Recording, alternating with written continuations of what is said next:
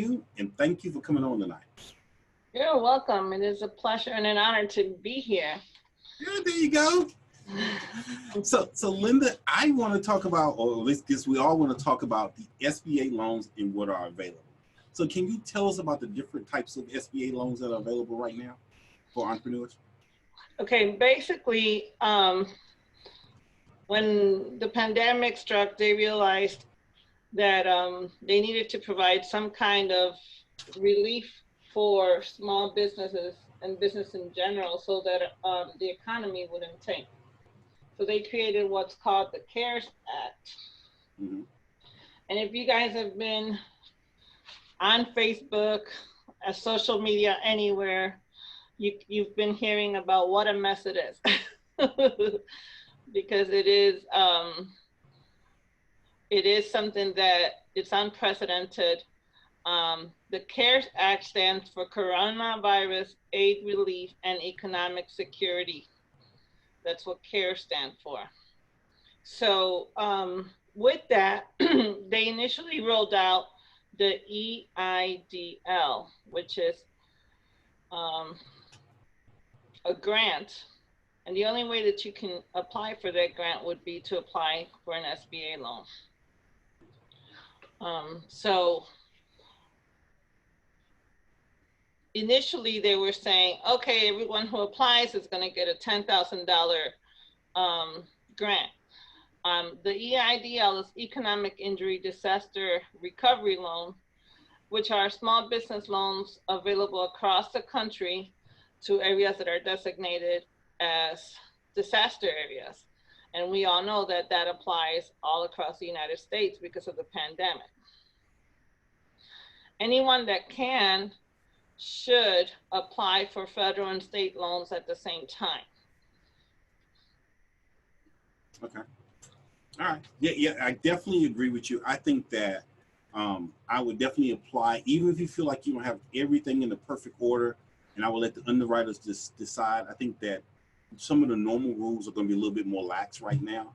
And so I think everybody should definitely apply no matter what. Yeah, like one of the things that that's definitely flexible now, it's a credit score. Mm-hmm. When you apply for an EIDL in order to obtain the grant, originally the grant was going to be $10,000.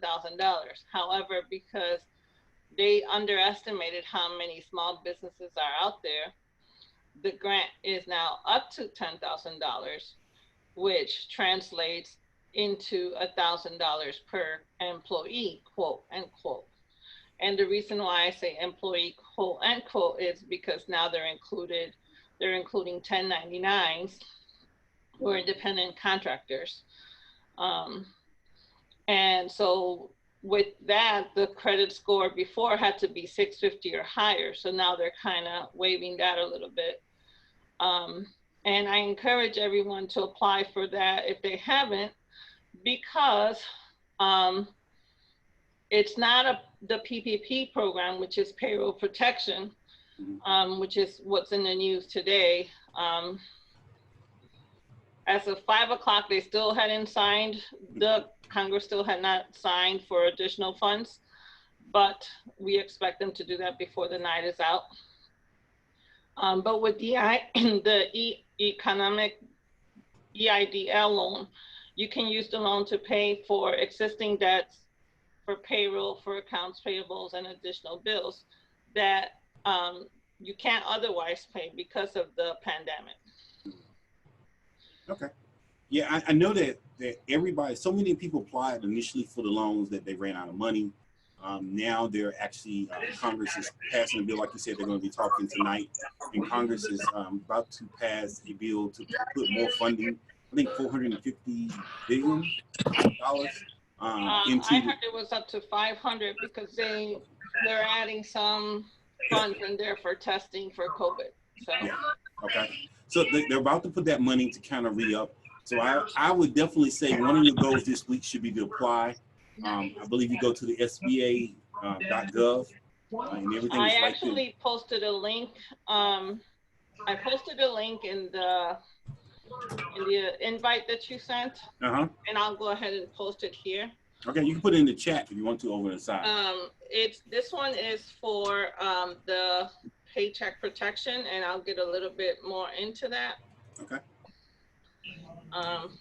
And while you're doing that, I'm going to take a step just a little bit back, and I want them to understand and know some things about you. So if you could tell us. So for those of you that don't know me, my name is Linda Feliciano. I am the founder of Asher Business Group. I am also an enrolled agent, which is the highest office to be held in taxes. So I'm appointed by the United States Department of Treasury, and I can practice in all 50 states. I've been doing what I do for over 20 years.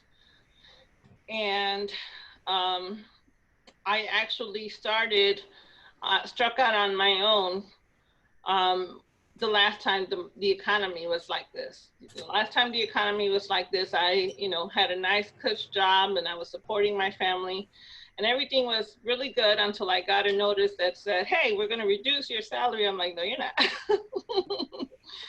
And then I got a notice, hey, we're not gonna work anymore. That was 2008, 2009. And so all these people that I had been helping for years free of charge said, hey, strike out on your own, we'll pay you. And so I founded Asher Business Group, and I have been growing increasingly by word of mouth. I have helped thousands of businesses save millions of dollars by strategically tax planning throughout the year as they do their books, as they do whatever decisions that they make. So for example, I think Joe, remember we had a conversation about how big should that truck be, right? Mm-hmm. In order to deduct it. Yeah. So just different loopholes that exist. Tax evasion is illegal, but tax avoidance is not. So okay. So now Max, another question is a little bit off, but stimulus checks, I'm sure you're familiar with that as well. Mm-hmm. I was talking to somebody earlier today and I was just reminding them that everybody should qualify and get a stimulus check. Do you know the qualifications on that? Actually, there really is no qualifications per se. If you're a citizen of the United States and you have complied with filing your tax returns the last couple of years, you can expect a check to either come direct deposit or by mail.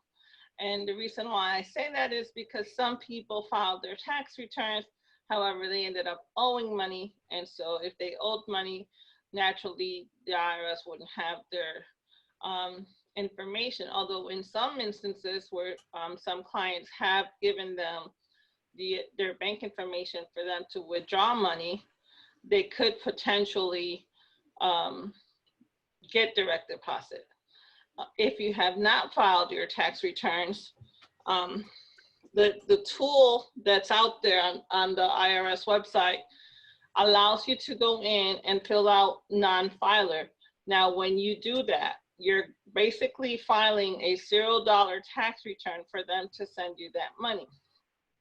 What does that mean? That means then that you can't just go ahead and say, okay, I got my money, it's June, I'm gonna go ahead and e-file my tax return. It will get rejected because in fact you have filed a return. So what's gonna happen is you'll need to send that return in the mail as an amended return. Alternatively. Okay, so go back just a second. So you're saying if you haven't filed a tax return, you can go to the IRS website and say that you're a non-filer. But so they have a tool for it's called the non-filer application. Mm-hmm. Let me pull it up so I can give you the right. So, because if you didn't file tax returns in say 2017 or 18 or 19, you wouldn't get a check, was my understanding. Well, you don't get a check, but here's the thing. Mm-hmm. Because they have the non-filer app, people are going on the IRS website. And if you go to irs.gov and then you /coronavirus, I'll put it here in the chat as well. Okay. You're basically saying, hey, I'm a non-filer. But if you read it, it says if you're required to file a return, using the tool is not going to speed up the process. That's what it says. Now I can tell you the IRS has pretty much sent everybody home. So they don't have anybody on site to man stuff. So it's going to be automated. So as you know, with everything automated, I've had people do it and they've gotten the money. Of course, it's going to come back at some point in time. The thing to remember about the stimulus is this is a new credit that's going to appear on your 2020 tax return. So if you don't go ahead and receive one now, when you file your taxes for next year, it's going to come up there and you'll get it then, because it's a credit that it's payable to you because of the pandemic. So what about people who are getting Social Security disability? They should get it automatically, I'm assuming. They will get it automatically. Okay, that's what I was thinking too. So Social Security, if you're receiving Social Security or disability payments via direct deposit to your bank, then you're going to suddenly see $1,200 if you're, one person in your account. Okay. So in some cases, like I know cases where the parents disabled and then the children are part of the disability payment. So then the parent gets the $1,200 and the children get the $500. Okay. So people who get disability, it'll probably come the third when they normally get their check, or it just could be any time. It's kind of random. Well, so far, they rolled out on the 15th. My understanding is by May 15th, everything should be funded. Checks in the mail, direct deposits to non-filers. However, as we know, everything is subject to change. Yeah, and that's one of the reasons why I really wanted to get this class done, because I know when they rolled it out at first, like some of these loans and stuff, so many people responded that the money went, like I said, now it's funded again today. So that's what I'm telling everybody. What happened was this is what happened, like with the major banks, Bank of America, Wells Fargo, Chase, they took your application, but they didn't fund it. They wanted to wait for the SBA to give them their funds. So that's why a lot of people started seeing this past weekend funds going into their bank account, because those banks, once they got funded, then they funded. A lot of the small banks, they went ahead and funded because it's the government. They know the money is going to come from the government. So a lot of the small businesses got the money. The link that I put about the fast PPP loan, it's going to look funny because you're going to go, oh, what's Wombly? However, I know people that are actually getting funded using that site a lot faster than going through their own bank. And I went through my bank because I test everything before I give it to anybody. And I have a small community bank, and I have a credit union. I have multiple businesses, so I have multiple types of bank accounts. The small community bank was proactive. They called me. They wanted to know if I wanted to apply. They let me know what I would need, and I can go over with you, a checklist of items that you would need to do, if you're ready to file, or if you think you want to file for the PPP loan. The credit union, you didn't see anything on their website, and then all of a sudden it was there, and you submitted everything, and then they came back with, hey, you're not associated with my bank. Yes, I am. Obviously, it's a bigger credit union. It's Navy Federal Credit Union, so they're all over the place. So there's, so that's where I'm noticing differences. PayPal was doing PPP loans as well. However, PayPal was charging a fee. Now, they're not supposed to. You cannot charge a fee to assist in anybody in filling out these applications. If you have someone that you go to, what they can charge you for is maybe putting your financials together if they're not together. But they cannot charge you, in fact, for helping you fill out the application. Most of the applications are going to ask you if you're working with somebody, and if you, so for example, after this class, if you mention my name or ask your business group, then they're going to take note that I'm helping you, not that I'm charging you. The PPP loan, which is the forgivable loan, the portion that wouldn't be forgivable is going to be payable at 1% for over like 10 years, as opposed to the EIDL, which is 3.75% if no other means of credit is available. If you're a nonprofit, then it's 2.75%. But that's a longer term. That's going to be like 30 years, and that loan amount is going to be higher. So the EIDL is more like a working capital type of loan, because it's going to allow you to continue to stay in business and continue doing what you need to do. It's available to businesses with credit that's not available elsewhere. And they're generally high-risk loans that would otherwise be declined.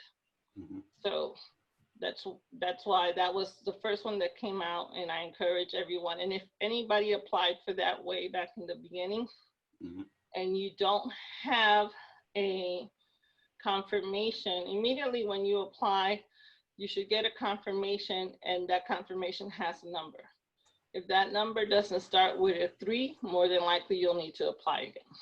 Okay. Quick, somebody asked a quick question. Do you have to have employees to apply for SBA loan or grant? For the EIDL grant, no. Mm-hmm. No, because the EIDL is to keep the business going, right? So the first thing to remember, which I come across, is people forget that they are an employee of their business. Mm-hmm. So you already have that. And if you have someone that assists you, so for example, let's take a married couple. Married couple, husband was working, this happened, he was furloughed. Regardless of whatever he was doing, he always promoted his wife's business. He always got her clients, whoever he talked to. So he was basically doing sales for her. And she was running the business. So right there's 2 people that are impacted by this, because obviously if the company brought in money, then they would both get paid. Maybe she didn't cut a check for him at that moment, you know, but I know a lot of my couples, they do. The husband will cut a check to the wife, mm-hmm. and then they just fail to say, oh, it's payroll, you know? Sure. So when you're applying for a PPP loan, you want to take those things into consideration. Okay. So now what if you just started your business, say in December or January? I have that case scenario. I have a boutique that started the business actually started on paper 2 years ago, but they weren't really doing anything for the last 2 years except seeking guidance, doing research and development, and all these things that you know are part of having a business. And the reason why we did that was because I wanted her to take advantage of all those expenses she was incurring during that time and save some money on her taxes so that she could use those refunds that she was getting to finally open. So in January, she finally opened the doors to her business. So as of January 1st, she had a location, she had inventory, and she was showing up at work. As a matter of fact, she has 2 other people that were showing up to her boutique to work right up through the end of February. Mm-hmm. So that's her 3 employees, okay. Herself and the other 2 people that were coming in. Okay. Yeah, I asked that because a lot of the people on the call are real estate investors, some of them who just started December, January, their business. They probably like to set up their website, they're sole proprietors. And I was telling them, hopefully they can still take advantage of this. So is that possible? Yeah, my understanding is realtors can go ahead and apply for unemployment, and they can also apply for the PPP loan if they've structured their business properly as an LLC. If they have not, they should go ahead and apply for the EIDL. Okay. Now, what if they have a job and a business? It does not matter if you have a job and a business. I have plenty of people that do both. Yeah, and so that's kind of, I explained it to somebody like this. I've been in business for 10 years. In 10 years, I have never wanted a loan. I just don't. But I do want to grow my business, and there's things I do need to do that. Well, if the EIDL is going to allow me to get a loan, so my business can continue to grow and flourish during this time, I'm going to take the loan because they wouldn't give it to me otherwise. And I have 30 years to pay, and during this time, I have the ability to do just that.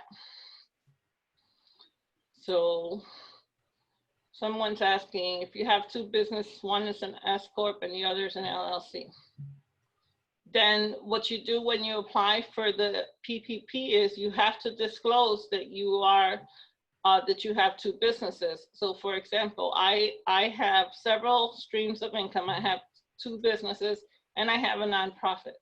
So when I did my application, there's something called an addendum A that I had to submit. And on my addendum A, I let them know that I was also the executive director of my nonprofit, who also applied for help. So you can, if you have multiple businesses, you can apply with each of the different businesses?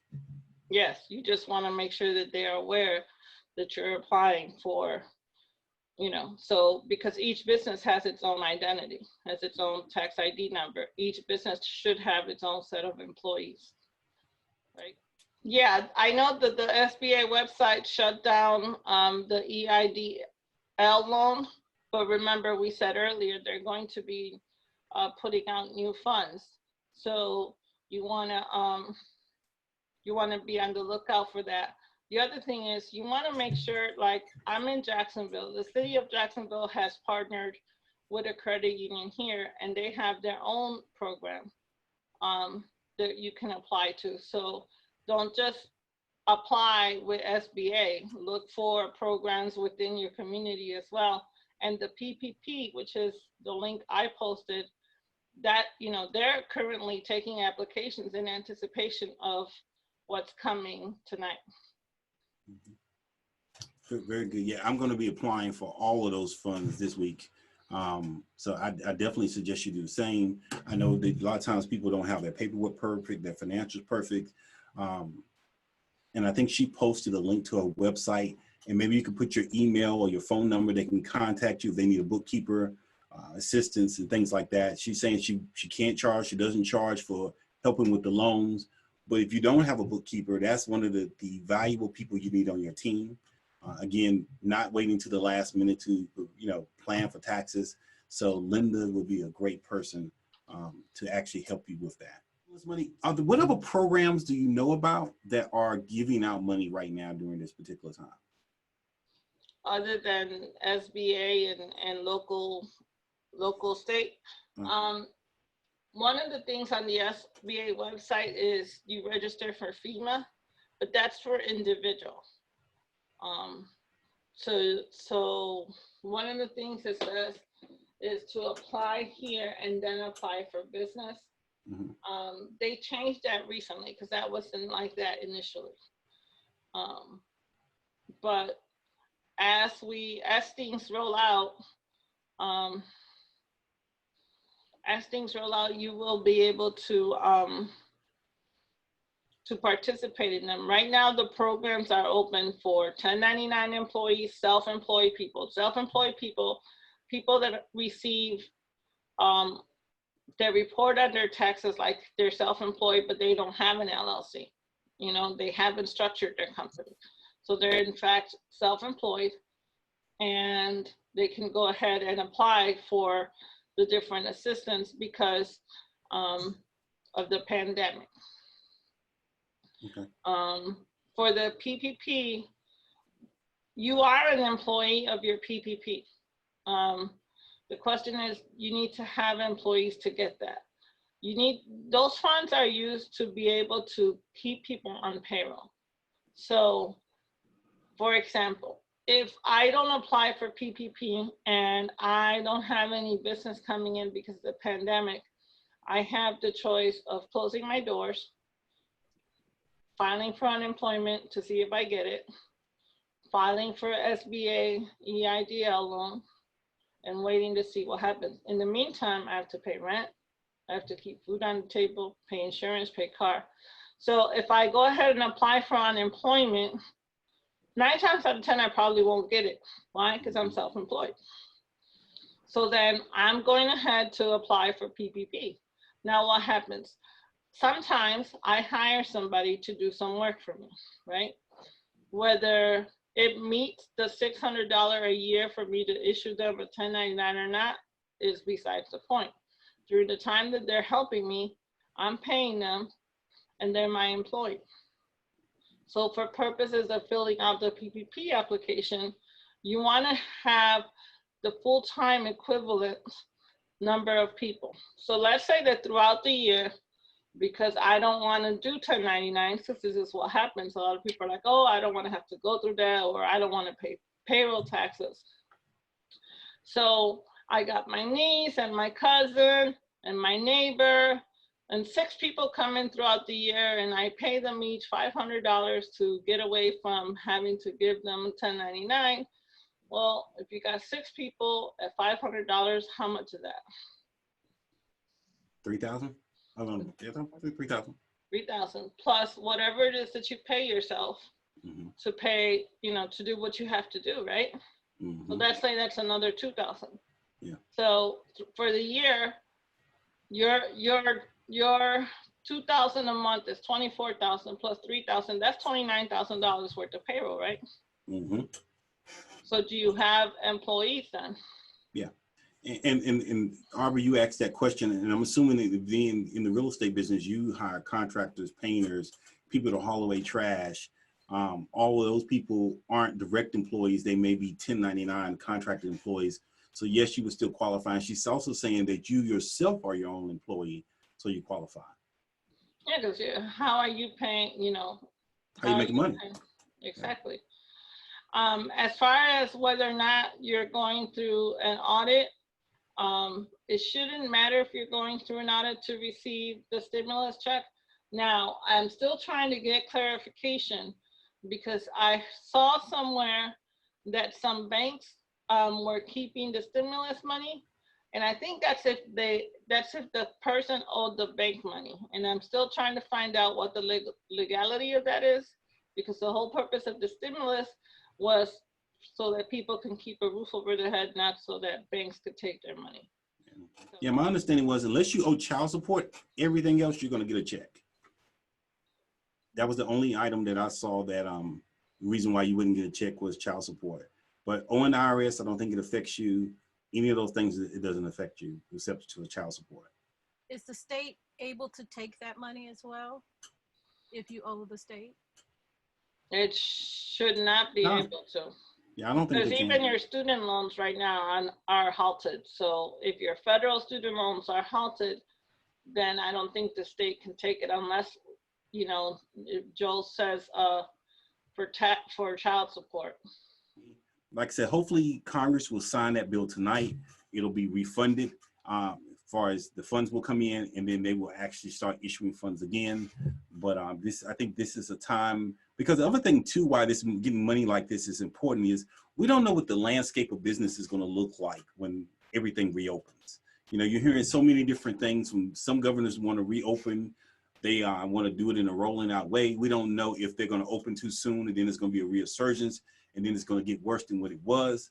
So my thought is you get all the money you can at this particular time because we don't know what's going to happen. And we want to be prepared. Worst case scenario, you get some money that you can invest in your business and yourself and start to grow as the economy reopens. Best case, another scenario is that you get money and you do need it to keep your business or your household up, but you're glad you did apply for and you did get it. But definitely don't wait till the last minute because you don't want it to run out like it did before. Hopefully it doesn't, but you want to just be prepared. Correct. So Linda, how can they contact you? She said she doesn't take money for doing it. That's something that they can't do. But as far as bookkeeping, organizing, structuring your business, she can help there. But how can they contact you for further help, further information, consultation on stuff like this and then on business bookkeeping? Well, I put my website on there. I'll go ahead and put it on what I'm asking everybody to do because my people are obviously not in the office.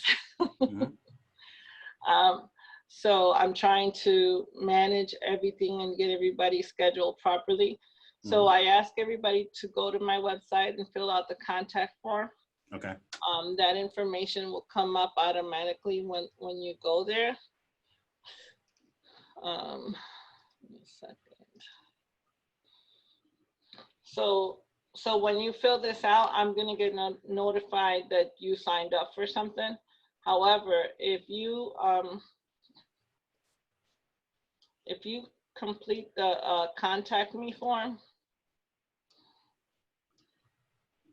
you can actually write in here a little bit more of what it is that you need help with, so that I can allot the proper amount of time. And what I'm doing is I'm scheduling Zoom calls. If that's the case, if it's tax preparation or tax resolution, then obviously state that as well, so that we can address that. I have forms that I send out for to gain information for any tax related or payroll related questions. Anything with PPP, just go ahead and ensure that that's what you're, just let me know what your needs are. And then what I do 9 times out of 10 is I share my phone number and my text. Right now, my mailbox is full.